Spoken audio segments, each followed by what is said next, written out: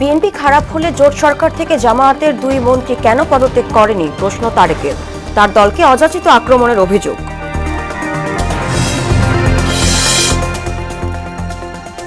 নির্বাচনে প্রথম ভোট হ্যাঁ দেওয়ার আহ্বান শফিকুর রহমানের। দোষারোপের রাজনীতি থেকে দেশকে মুক্ত করার আশ্বাস। আওয়ামী লীগ পালানোয় নির্বাচন ভণ্ডুলের শঙ্কা নেই বললেন স্বরাষ্ট্র উপদেষ্টা। গণভোট নিয়ে অপপ্রচারের অভিযোগ আলী রিয়াজের। এবং রাজশাহীতে জমে উঠেছে নির্বাচনী প্রচার প্রচারণা। উন্নয়নে কাজ করবেন এমন প্রার্থীকেই ভোট দিতে চান ভোটাররা।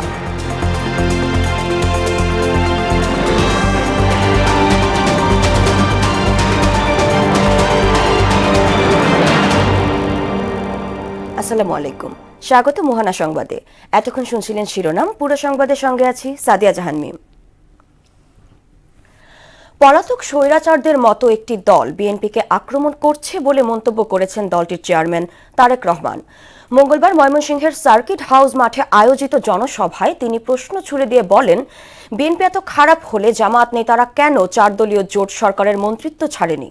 ক্ষমতায় গেলে কর্মসংস্থানের পাশাপাশি মাদক নির্মূলের আশ্বাস দেন বিএনপি চেয়ারম্যান। উন্নয়নের স্বার্থে ধানের শীষে ভোট চান তিনি। রুবায়েত বাপ্পির প্রতিবেদন, জানাচ্ছেন তাহসিন তারিন। ত্রয়োদশ জাতীয় নির্বাচনের প্রচারণা শুরুর পর থেকেই বিভিন্ন জেলা চষে বেড়াচ্ছেন বিএনপি চেয়ারম্যান তারেক রহমান। ষষ্ঠ দিনে ময়মনসিংহ, গাজীপুর ও উত্তরায় ছিল তার গণসংযোগ কর্মসূচি। দীর্ঘ 2 দশক পর তারেক রহমানের ময়মনসিংহ সফর ঘিরে জেলায় বয়ে যায় উৎসবের আমেজ। জনসভার নির্ধারিত সময়ের আগেই কানায় কানায় পূর্ণ হয়ে যায় ঐতিহাসিক সার্কিট হাউস ময়দান। এই দিন সমাবেশস্থলে আসতে থাকে জনতার স্রোত। সমাবেশে বিএনপির চেয়ারম্যান তারেক রহমান বলেন, একটি রাজনৈতিক দল বিএনপিকে স্বৈরাচারের মতো আক্রমণ করছে। 4 দলীয় জোট সরকার দুর্নীতিগ্রস্ত হলে জামায়াতের 2 শীর্ষ নেতা তখন কেন মন্ত্রিসভা থেকে পদত্যাগ করেননি এমন প্রশ্নও রাখেন তিনি। 2001 থেকে 2006 সাল পর্যন্ত তাদেরও তো 2 জন সদস্য বিএনপির সরকারে ছিল না? ছিল। তো বিএনপি যদি অতই খারাপ হয় তাহলে ওই 2 ব্যক্তি কেন পদত্যাগ করে চলে আসেনি? কেন পদত্যাগ করে চলে আসেনি? এই জন্য পদত্যাগ করে তারা আসেনি। তারা সরকার ছিল এবং তারা ভালো করেই জানতো যে খালেদা জিয়া কঠোর হস্তে দুর্নীতি দমন করছে। ফ্যামিলি কার্ড, কৃষি কার্ড ও ময়মনসিংহের মৎস্য বিদেশে রপ্তানির উদ্যোগ নেওয়ার কথা জানান তারেক রহমান। আমরা যদি একসাথে দেখি, আমরা যেভাবে স্বৈরাচারকে বিদায় করেছি, আমরা যদি ইনশাআল্লাহ সামনের দিকে এক থাকি, তাহলে অবশ্যই আমরা এই বাংলাদেশকে ভবিষ্যতে আমাদের সেই প্রত্যাশিত বাংলাদেশের দিকে নিয়ে যেতে পারবো। ময়মনসিংহ বিভাগের 24টি সংসদীয় আসনের ধানের শীষের প্রার্থীদের এলাকাবাসীর সঙ্গে পরিচয় করিয়ে দেন বিএনপি চেয়ারপারসন। এই 24 জনকে দায়িত্ব দিয়ে গেলাম এই 4 জেলার উন্নয়ন করার জন্য। এই জনসভায় ময়মনসিংহ, জামালপুর, নেত্রকোনা ও শেরপুরের দলীয় নেতাকর্মীরা অংশ নেন। 12 তারিখে পরিকল্পনা কি আপনাদের? ধানের শীষে ভোট দিতে হবে। তাহসিন তারিন, মোহনা সংবাদ। আগামীকাল বগুড়ায় নির্বাচনী প্রচারণায় যাচ্ছেন বিএনপির চেয়ারম্যান তারেক রহমান। দীর্ঘ 19 বছর পর নিজের পৈতৃক জেলা ও রাজনীতির অন্যতম দুর্গ বগুড়ায় নির্বাচনী জনসভায় যোগ দেবেন তিনি। এর মাধ্যমে প্রিয় নেতার অপেক্ষার ইতি টানছেন করতোয়াপাড়ের মানুষ। রাসেল কবিরের রিপোর্ট। বগুড়াবাসীর কাছে 29 জানুয়ারি কেবল একটি তারিখ নয়, দিনটি বছরের পর বছর অপেক্ষা অবসানের স্মরণীয় একদিন। চিরচেনা সেই রাজপথ যেখানে হেঁটে বেড়াতেন তারেক রহমান। বগুড়াবাসীর কাছে এ যেন কোনো নেতার আগমন নয়, ঘরের ছেলে ঘরে ফেরার দিন। ঘরের ছেলে ঘরে ফিরে আসছে, আমাদের গৌরব, আমাদের গর্ব। আমরা বুক খুলে কথা বলতে পারছি, এতদিন কিছু বলতে পারিনি, তার সাথে দেখা সাক্ষাৎ করতে পারিনি, আমরা সুখ দুঃখের কথা আমরা তার কাছে পৌঁছাতে পারিনি। আমার বগুড়ার এলাকার মাটির সোল আসতেছে, অনেক ভালো লাগতেছে। বগুড়ার মানুষ হিসেবে এটা অবশ্যই আমাদের একটা গর্বের বিষয় যে বগুড়ার ছেলে বগুড়াতে আসতেছে। শহর থেকে গ্রামে ছড়িয়ে পড়েছে খবর। কৃষক, ছাত্র, শ্রমিক জননীরা অপেক্ষায় আছেন প্রিয় মুখটি দেখার জন্য, বলছেন নেতাকর্মীরা। তারেক রহমান বগুড়াতে আসবে, এটা একটা আলাদা ধরনের একটা মানুষের অনুভূতি, উচ্ছ্বাস, উৎসাহ, উদ্দীপনা। মানুষ তাদের বাড়ি ঘর রং করছে, রাস্তাঘাট পরিষ্কার করছে এবং আমাদের বিশ্বাস এটাতে লক্ষ লক্ষ মানুষ অংশগ্রহণ করছে। বগুড়া শুধু শহর না, গ্রাম থেকে প্রত্যন্ত ইউনিয়নগুলোতে লোকজন সবাই উজ্জীবিত।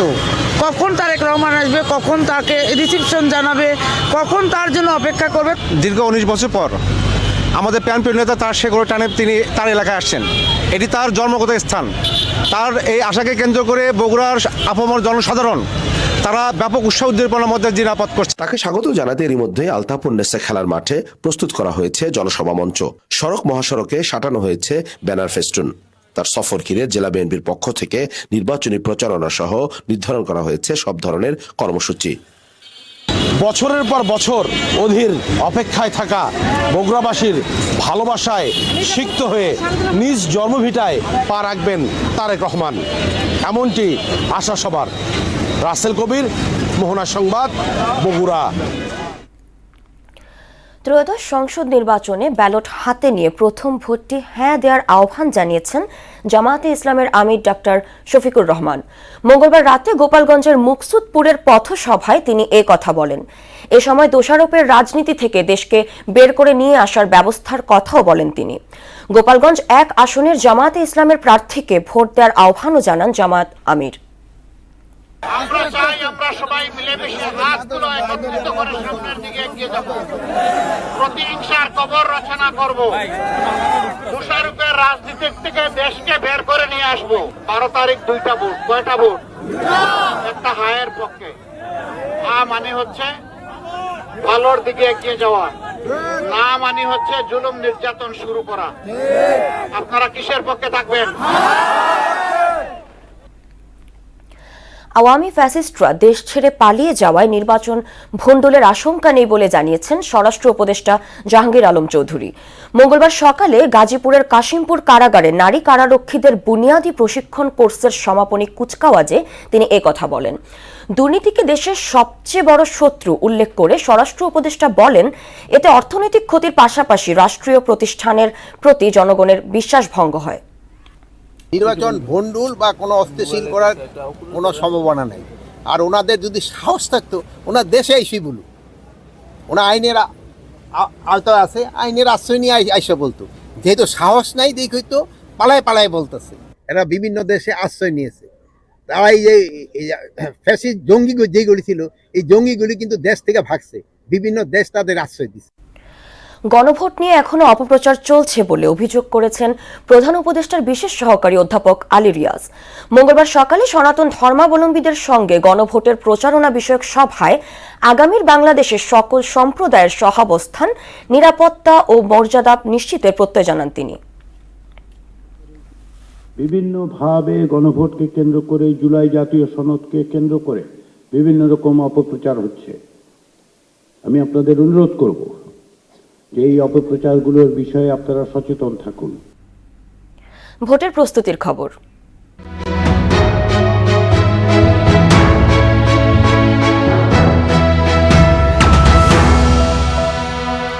জাতীয় নির্বাচন নিয়ে বিশেষ আয়োজন ভোটের মোহনায়। ত্রয়োদশ জাতীয় নির্বাচনকে সামনে রেখে সরগরম সারা দেশে। আলোচনা হচ্ছে চায়ের আড্ডা থেকে ক্যাম্পাস, এমনকি অফিস আদালতেও। এবং কে হবে আগামী জনপ্রতিনিধি এবং কেমন বাংলাদেশ চাই, এমন প্রত্যাশা নিয়েই গল্প হচ্ছে। এমনই প্রত্যাশার গল্প শুনবো নতুন ভোটারদের কাছে, যে তাদের প্রত্যাশা কি। আপু, এবার জাতীয় ত্রয়োদশ নির্বাচনে প্রথম, এবার নতুন বাংলাদেশ, সেই বাংলাদেশে যে জনপ্রতিনিধিরা আছে তাদের কাছে তোমাদের কোনো প্রত্যাশা রয়েছে? নতুন নির্বাচনের পরে আমাদের অনেকেরই আশা থাকে, কিন্তু কখনো সেটা সফল হয় নাই। আমরা অবশ্যই চাবো আমাদের স্টুডেন্টদের স্পেশালি সুস্থভাবে বাসায় পৌঁছে যাওয়া, তারপরে শিক্ষা ব্যবস্থা উন্নতি করা এবং রাস্তাঘাটের নিরাপত্তা নিশ্চিত করা। তারপরে হচ্ছে বলতে গেলে আমাদের আশেপাশের যে অবস্থা সেগুলা নিয়ে ওদের স্ট্রিক্টলি কাজ করা, মানে আইন ব্যবস্থা ঠিক করা, যে কোনো সমস্যার সমাধান ওদের নিশ্চিত করতে হবে। As a physically challenge person হিসাবে দেখা যাচ্ছে যে আমাদের অনেক সমস্যার সম্মুখীন হতে হয়। আমি যেহেতু ক্রীড়াঙ্গনের মানুষ, আমি ক্রীড়াঙ্গন নিয়ে কথা বলবো। সো আমাদের প্যারাঅলিম্পিকের প্লেয়াররা হচ্ছে যে দেখা যাচ্ছে আমরা ওইভাবে মূল্যায়িত হই না। দেখা যাচ্ছে যে আমাদের ফিনান্সিয়াল ক্রাইসিস থাকে, আমাদেরকে ন্যাশনাল প্লেয়ার হওয়ার সত্ত্বেও অনেককে মূল্যায়িত করে না। তো আমি যেটা বলতে চাই সেটা হচ্ছে যে যেই সরকারি আসুক, যেই গভর্নমেন্টই আসুক, তারা যেন আমাদেরকে নিয়ে কাজ করে, তারা যেন আমাদের অধিকার আদায়ের কথা বলে। যদি নতুন জনপ্রতিনিধির কাছে যদি চাওয়া থাকে, আমার সর্বপ্রথম এবং কি এটাই হচ্ছে ফাইনাল চাওয়া, যেটা হচ্ছে আমাদের যে ভাই ছিল যে শরীফ ওসমান হাদি ভাই, তার হচ্ছে হত্যার যে বিচারটা, এটা আমরা সবার আগে চাই। তো হত্যার বিচার যে করতে পারবে তার দ্বারা সব কিছুই সম্ভব। ভাইয়া আপনার কোনো প্রত্যাশা রয়েছে কিনা এই নতুন বাংলাদেশে? আমার প্রত্যাশার জায়গা থেকে আমি বলবো হচ্ছে যে ভোটে একজন পরাজিত জয়ী হলেন এবং অপরজন পরাজিত হলেন। আমি চাই হিংসা প্রতিহিংসার রাজনীতিটা বন্ধ হোক, কেননা দেখা যায় যে বিজয়ী হচ্ছে তার কর্মী সমর্থকরা পরাজিত ব্যক্তি কর্মী সমর্থকদের হচ্ছে দেখা যায় যে এলাকায় থাকতে দিচ্ছে না। তো আমি চাই এই হিংসার রাজনীতিটা বন্ধ হোক। ইকুয়াল রাইটস আমরা পাই না, দেখি না, আমি ফিল করি না। তো আমি চাবো আমাদের মেয়েদের সেফটিটা সিকিউর করুক আমাদের যেই আসবে নির্বাচিত হয়ে নতুন বাংলাদেশের জন্য, এটাই আমি চাই। তরুণ ভোটারদের নতুন নতুন অনেক চাওয়া, যেখানে যুক্ত হয়েছে স্পোর্টস থেকে শুরু করে নারী নিরাপত্তার বিষয়টি। তো দর্শক, এই ছিল আজকের আয়োজনে ভোটারদের জনপ্রতিনিধির কাছে প্রত্যাশা নিয়ে। রাজশাহীতে জমে উঠেছে ত্রয়োদশ জাতীয় সংসদ নির্বাচনের প্রচারণা। ভোটের উৎসব ছড়িয়ে পড়েছে শহর থেকে গ্রাম সবখানেই। নিজ কিংবা দলের পক্ষে ভোট টানতে প্রার্থীরাও ছুটছেন ভোটারদের দাঁড়ে দাঁড়ে।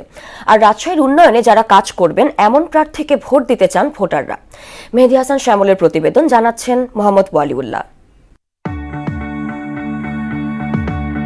পদ্মা নদীর কুল ঘেঁষে গড়ে ওঠা রাজশাহী নগরীতে এখন বইছে নির্বাচনী হাওয়া। রাজশাহীর 6টি সংসদীয় আসনে লড়ছেন জামাত, বিএনপি সহ 9টি রাজনৈতিক দলের প্রার্থী। সরব 3 জন স্বতন্ত্র প্রার্থীরাও।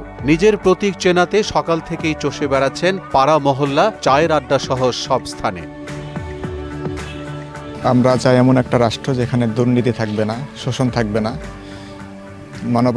মানসিক অধিকার থাকবে, মানবিক অধিকার থাকবে এবং কোনো ধরনের চাঁদাবাজি হবে না, আইনের শাসন থাকবে, পাশাপাশি এক ওয়েলফেয়ার রাষ্ট্র যদি কায়েম হয়, এটাই দেশের সকল মানুষের জন্য কল্যাণ বয়ে আনবে ইনশাল্লাহ। জামাতের আমির ও যেটা নিয়ম পালন করে অনেক ভালো নিয়ম পালন করবে নাকি সে ক্ষমতায় আসলে। নির্বাচনের পরে যখন সরকার গঠন করে তারপরে আমরা অনেক প্রত্যাশা, মানে জনগণের অনেক প্রত্যাশা পূরণ হয় না।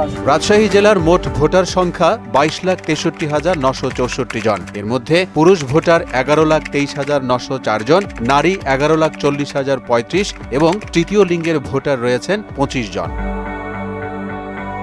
গ্রাম থেকে শহর সর্বত্রই ছড়িয়ে পড়েছে নির্বাচনী উৎসব। পছন্দের প্রার্থীকে ভোট দিতে চান ভোটাররা। এবার একটু ভিন্ন ধরনের ফলাফল হইতে পারে আমি আশা করি। উৎসমুখী ভোট যেটা হবে সেটা আমি মনে করি যে আমার ভোট আমি দেবো, আমার ভোট আমি যাকে খুশি তাকে দেবো। ছোট থেকে আমার জ্বর গোষ্ঠী জানি যে আমাদের সবাই বিএনপি, আমরা বউ হওয়া উঠে এসছি তাও আমরা বিএনপি। বিভিন্ন রাজনৈতিক দলের প্রার্থী ও তাদের কর্মী সমর্থকরা সভা, সমাবেশ, মিছিল ও গণসংযোগে ব্যস্ত সময় কাটাচ্ছেন। প্রচারণাতে যদি ধরি তো দাঁড়িপাল্লার লোকই দেখতে পাবেন, খুঁজলে পরে আপনি ধানের শীষের লোককে এভাবে দেখতে পাবেন না। আমরা এই ইনশাল্লাহ বিজয়ী প্রার্থী, অতএব বিজয়ী প্রার্থী কোনো আইন ভঙ্গ করবে না। বিএনপির প্রার্থী তাদের আগামী দিনের নানা পরিকল্পনা নিয়ে ভোটারদের কাছে যাচ্ছে, দিচ্ছেন নানা প্রতিশ্রুতি এবং আশা করছেন প্রতিটি আসনে শতভাগ বিজয়ের। ইনশাল্লাহ আগামী দিনে আমাদের নেতা যারা ঘোষণা করেছেন 31 দফা, তার মধ্যে দেশের সর্বোচ্চ উন্নয়ন লিপিবদ্ধ আছে, সেই অনুযায়ী আমরা চলবো। আর আমরা আশা করছি সামনে 12 তারিখের নির্বাচনে ইনশাল্লাহ আমাদের 39টা আসনে আমাদের সকল প্রার্থী বিপুল ভোটে ইনশাল্লাহ বিজয় অর্জন। অন্যদিকে নতুন দলের প্রার্থীরাও দিচ্ছেন ভোটারদের নানা প্রতিশ্রুতি। উন্নয়ন করতে হলে প্রথমে আমরা 3-4টা সেক্টরকে প্রায়োরিটি দিচ্ছি। নাম্বার 1 হচ্ছে শিক্ষা, নাম্বার 1 হচ্ছে চিকিৎসা, নাম্বার 1 হচ্ছে আইটি, আর নাম্বার 4 হচ্ছে একটা সামগ্রিক উন্নয়ন। আমাদের দেশের সকল রোগীর চিকিৎসা, সকল ধরনের চিকিৎসা আমাদের রাজশাহীতে হবে। ঢাকাতে যে রোগের চিকিৎসা হয় না সেখানে রাজশাহীতে হবে। চিটাগাং থেকে রাজশাহীতে আসবে, ঢাকা থেকে রাজশাহীতে আসবে, খুলনা থেকে রাজশাহীতে আসবে। আমাদের আর বাইরে যেতে হবে না। শেষ পর্যন্ত কার হাতে যাবে পদ্মাপাড়ের মানুষের রায়, সেদিকেই এখন তাকিয়ে পুরো রাজশাহী।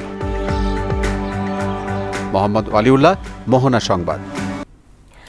শীতে গাইবান্ধার 165 চরাঞ্চল সহ 7 উপজেলার মিষ্টি কুমড়া চাষিরা ব্যাপক ক্ষতির মুখে পড়েছে। ফুল পচে হলদে বিবর্ণ হয়ে যাচ্ছে কুমড়ো গাছ। লাভের আশায় চাষ করে উল্টো লোকসানের মুখে পড়েছে চাষিরা। গোলাম মোস্তফার প্রতিবেদন, মাহমুদ আক্তার। গাইবান্ধার বিস্তীর্ণ বালুচর জুড়ে মিষ্টি কুমড়া চাষ হয়েছে। প্রতি বছর ভালো ফলন ও লাভ হওয়ায় এবার সাঘাটা, ফুলছড়ি, সুন্দরগঞ্জ, পলাশবাড়ি, গোবিন্দগঞ্জ, সাদুল্লাপুর ও গাইবান্ধা সদর উপজেলায় মিষ্টি কুমড়া চাষ করা হয়। কিন্তু গেল কয়েকদিনে টানা ঘন কুয়াশা ও ঠান্ডায় উঠতি কুমড়ো আকারে ছোট হয়ে আসছে। ফুল, পাতা ও মিষ্টি কুমড়োয় ধরেছে পচন। মিষ্টি কুমড়োর ব্যাপক ক্ষতি হওয়ায় লোকসানের আশঙ্কা করছেন চাষিরা। প্রথমটি ভালোই বাসি, পরের টিপে যে তোমার শীতের কারণে মানে নাল হয় আর পরি যায়। কুমড়ার ডালগুলো লাল হয়ে যাচ্ছে। শীতে এবারকা মিষ্টি কুমড়া নষ্ট করে ফেলাইছে এবং ভাইরাস, তারপরে আমার 1 লক্ষ টাকার মতন খরচ। কুয়াশাতে বর্তমানে অনেক মিষ্টি কুমড়া অনেক জ্বালা সম্পূর্ণ পচে যাইতেছে। তো ওষুধ দিয়ে কোনো কাজ হচ্ছে না। কৃষিবিদদের তাদের কাছ থেকে কোনো সুপরামর্শ পাওয়া যায়নি বা তারা কোনোদিন মাঠ পরিদর্শন করার জন্যও আসেনি। তবে মাঠ পর্যায়ে কৃষকদের পরামর্শ দেওয়া অব্যাহত আছে বলে জানান এই কৃষি কর্মকর্তা। ফল পচে যাওয়া এবং কুয়াশার কারণে পাতায় রোগের আক্রমণের কারণে কিছু সমস্যা হচ্ছে। এই ক্ষেত্রে আমাদের উপসহকারী কৃষি কর্মকর্তাবৃন্দ মাঠ পর্যায়ে কৃষকদেরকে পরামর্শ প্রদান করছে। যদি কোনো কৃষক এরকম ফসলের সমস্যা দেখতে পান, সেক্ষেত্রে তাকে তার নিকটবর্তী যিনি উপসহকারী কৃষি কর্মকর্তা আছেন তার সাথে যোগাযোগ করার জন্য আমরা অনুরোধ জানাচ্ছি। গাইবান্ধা সদর উপজেলায় 75 হেক্টর জমিতে মিষ্টি কুমড়া চাষ করা হয়। মাহমুদা আক্তার, মোহনা সংবাদ। এবার সারা দেশ থেকে সভা সমাবেশ ও বিক্ষোভ নিয়ে প্রতিনিধিদের পাঠানো তথ্যে ও চিত্রে ডেস্ক রিপোর্ট। কেরানীগঞ্জে ঢাকা 3 আসনের বিএনপি মনোনীত প্রার্থী গয়েশ্বর বাবুর নির্বাচনী প্রচারণা অনুষ্ঠিত হয়েছে। এই সময় কেরানীগঞ্জ দক্ষিণ বিএনপির যুবদল, স্বেচ্ছাসেবক দল, ছাত্র ও মহিলা দলের হাজার হাজার নেতাকর্মী ও এলাকাবাসী অংশগ্রহণ করেন। দিনাজপুরে ঘোড়াঘাটে জিয়া পরিষদের উদ্যোগে নির্বাচনী মতবিনিময় সভা অনুষ্ঠিত হয়েছে। ঘোড়াঘাট পৌর বিএনপির কার্যালয়ে এই সভা অনুষ্ঠিত হয়। নাটোর 4 আসনে ধানের শীষ প্রার্থী আব্দুল আজিজের নির্বাচনী অফিস উদ্বোধন করা হয়েছে। জাতীয় নির্বাচন ও গণভোট নারায়ণগঞ্জ 4 আসনে প্রতিদ্বন্দ্বী প্রার্থীদের নিয়ে সদর উপজেলা প্রশাসনের উদ্যোগে বিশেষ আইনশৃঙ্খলা সভা অনুষ্ঠিত হয়েছে। কুমিল্লার পাঁচথবি ইউনিয়নে বিএনপির পথসভা করেন কুমিল্লা 6 আসনে বিএনপি মনোনীত প্রার্থী মনিরুল হক চৌধুরী। গাজীপুরে কালিয়াকৈরে সোহাগপল্লী রিসোর্টে সাভার ঔষধ ব্যবসায়ী কল্যাণ সমিতির উদ্যোগে বার্ষিক সাধারণ সভা অনুষ্ঠিত হয়েছে। সিরাজগঞ্জ 4 উল্লাপাড়া উপজেলায় নিজ গ্রামে আয়োজিত উঠান বৈঠক করেন বিএনপি মনোনীত প্রার্থী এম আকবর আলী। ইসলামী আন্দোলন বাংলাদেশ মনোনীত টাঙ্গাইল 4 কালিহাতী আসনে ত্রয়োদশ জাতীয় সংসদ নির্বাচনী জনসভা অনুষ্ঠিত হয়েছে। কুষ্টিয়া দৌলতপুরে কৃষি সম্প্রসারণ অধিদপ্তরের আয়োজনে যশোর অঞ্চলে টেকসই কৃষি প্রকল্পের আওতায় 3 দিনব্যাপী কৃষি প্রযুক্তি মেলা আয়োজন করা হয়েছে। ব্রাহ্মণবাড়িয়া 3 আসনে নির্বাচনী প্রচারণা চালিয়েছেন ইসলামী আন্দোলন বাংলাদেশের মনোনীত প্রার্থী ও সংগঠনটির জেলা কমিটির সেক্রেটারি গাজী মোহাম্মদ নিয়াজুল করিম। ফরিদপুরের সালথায় নেতা নয় নীতির পরিবর্তন চায় এই প্রতিবাদ্য সামনে রেখে ইসলামী আন্দোলন বাংলাদেশের নির্বাচনী জনসভা অনুষ্ঠিত হয়েছে। ভোলায় প্রচারণায় ব্যস্ত সময় পার করছেন বিএনপি জোটের প্রার্থী ব্যারিস্টার আন্দালিব রহমান প্রার্থ। কক্সবাজার 4 সংসদীয় আসনে বিএনপি মনোনীত সংসদ সদস্য প্রার্থী আলহাজ শাহজাহান চৌধুরীর সমর্থনে ধানের শীষের বিজয়ের লক্ষ্যে জাতীয়তাবাদী পরিবার পক্ষ থেকে হোয়াইংগং ইউনিয়ন বৃহত্তর লাম্বাবিলে উঠান বৈঠক অনুষ্ঠিত হয়েছে। তাহসিন তারিন, মোহনা সংবাদ। খেলার খবর ক্রিকেট। ভারতে টি-20 বিশ্বকাপ আয়োজন নিয়ে দেখা দিয়েছে নতুন শঙ্কা। দেশটিতে নিপা ভাইরাসের সংক্রমণ ছড়িয়ে পড়ায় এশিয়ার বিভিন্ন দেশের বিমানবন্দরে সতর্কতা জারি করা হয়েছে। এমন পরিস্থিতিতে ভারত থেকে বিশ্ব আসর সরিয়ে নেওয়ার দাবি তুলেছে পাকিস্তান। কলকাতা শহরের কাছে একটি বেসরকারি হাসপাতাল থেকে নিপা ভাইরাসের সংক্রমণ শুরু হয়। এতে একজনের মৃত্যু হয়েছে। ইতোমধ্যে অন্তত 100 জনকে কোয়ারেন্টাইনে রাখা হয়েছে। বাংলাদেশ ইস্যুতে আইসিসির বিরুদ্ধে প্রভাবিত হয়ে সিদ্ধান্ত নেওয়ার অভিযোগ তুলেছেন সাবেক পাকিস্তানি ক্রিকেটার মোহাম্মদ ইউসুফ। তিনি দাবি করেন টি-20 বিশ্বকাপে বাংলাদেশকে বাদ দেওয়ার পেছনে নিরপেক্ষতা নয়, বরং প্রভাব কাজ করেছে। বাংলাদেশের পরিবর্তে স্কটল্যান্ডকে অন্তর্ভুক্তির ঘোষণার কয়েকদিন পরই ইউসুফ এমন মন্তব্য করলেন। সামাজিক যোগাযোগ মাধ্যমে দেয়া এক পোস্টে ইউসুফ দর্শক সংখ্যার পরিসংখ্যান তুলে ধরে আইসিসির সিদ্ধান্ত নিয়ে প্রশ্ন তোলেন। তার দাবি, অংশগ্রহণকারী 20টি দেশের মধ্যে 10টি দেশের সম্মিলিত দর্শক সংখ্যা বাংলাদেশের একক দর্শক সংখ্যার চেয়ে কম। দর্শক, এই পর্যায়ে জানিয়ে দিচ্ছে আজকের সংবাদপত্রের গুরুত্বপূর্ণ শিরোনাম।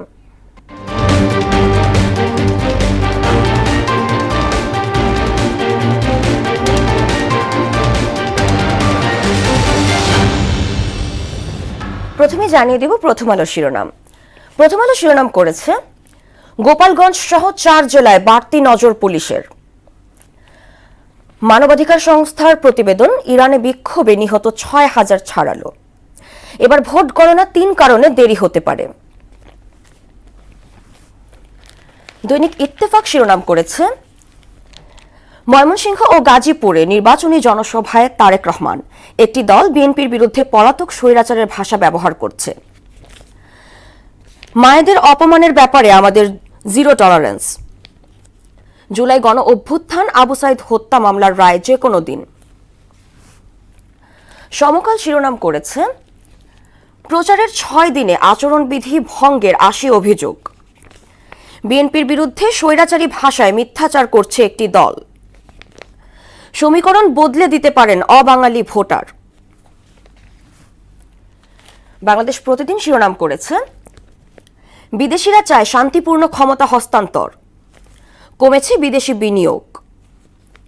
নিরপেক্ষতা বজায় রেখে নির্বাচনে দায়িত্ব পালনের নির্দেশনা। যুগান্তর শিরোনাম করেছে, সাইবার নিরাপত্তা আইন বাতিল, বিচার প্রার্থীদের ভয় দেখিয়ে প্রতারণা। আক্রমণাত্মক হয়ে উঠছে প্রচারণা। এবং সর্বশেষ the daily star, election expenses, affidavits say টাকা 396 crore, but is that the real cost? We seek no conflict, but will defend ourselves, says Shafiqur. এই ছিল সংবাদপত্রের গুরুত্বপূর্ণ শিরোনাম। শেষ করব মোহনা সংবাদ, যাবার আগে শিরোনামগুলো আরো একবার।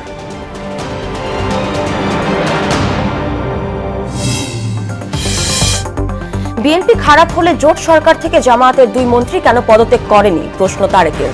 19 বছর পর কাল যাচ্ছেন বগুড়ায়। নির্বাচনে প্রথম ভোট হ্যাঁ দেওয়ার আহ্বান ডাক্তার শফিকের, দোষারোপের রাজনীতি থেকে দেশকে মুক্ত করার আশ্বাস।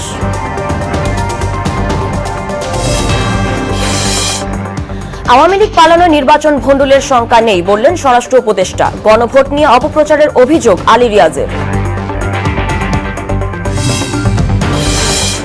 এবং রাজশাহীতে জমে উঠেছে নির্বাচনী প্রচার প্রচারণা, উন্নয়নে কাজ করবেন এমন প্রার্থীকেই ভোট দিতে চান ভোটাররা।